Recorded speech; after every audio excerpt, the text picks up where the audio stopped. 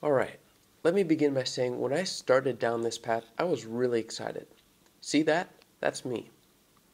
Great Britain sounded like so much fun to work on.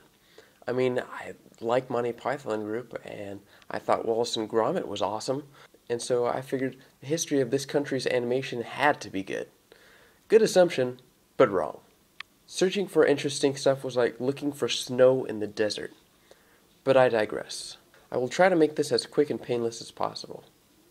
Wind back time to 1824, and there's this guy, Peter Marc Roget, wrote an article called On the Persistence of Vision with Regard to Human Motion.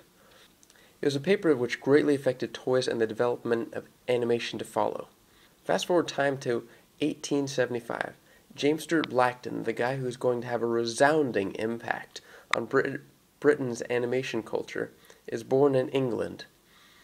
And then he moves away before he does anything. Cool. The year is now 1899.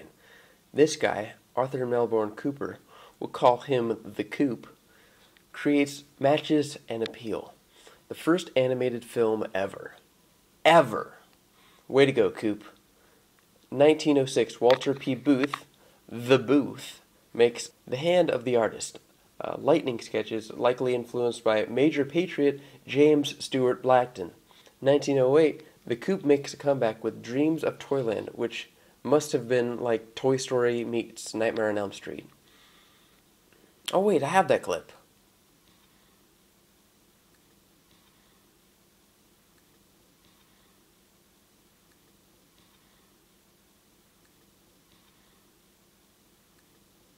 Just remember, back in the day, this would have been the nuts. This stuff blew people's minds.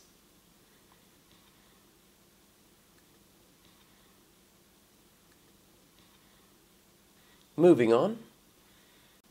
1910, The Booth returns with a stop-motion film entitled Sorcerer's Scissors. OMG. That same year, Samuel Armstrong makes a silhouette piece called The Clown and the Donkey. Now let's rush through the next couple of decades.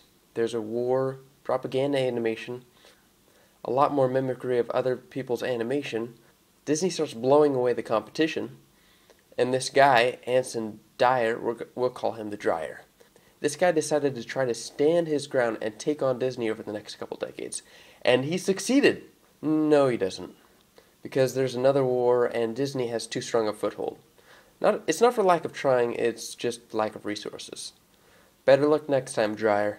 Lastly, 1944, David Hand, aka The Hand, director of Snow White and Bambi, tries to set up camp in Britain to take on Disney. And he won! Almost. Okay, Hand just flat out failed because the native talent didn't have the skill set he required and were a little too stylized. So that brings us to the end of our cinematic adventure. Hope you enjoyed the ride. The end!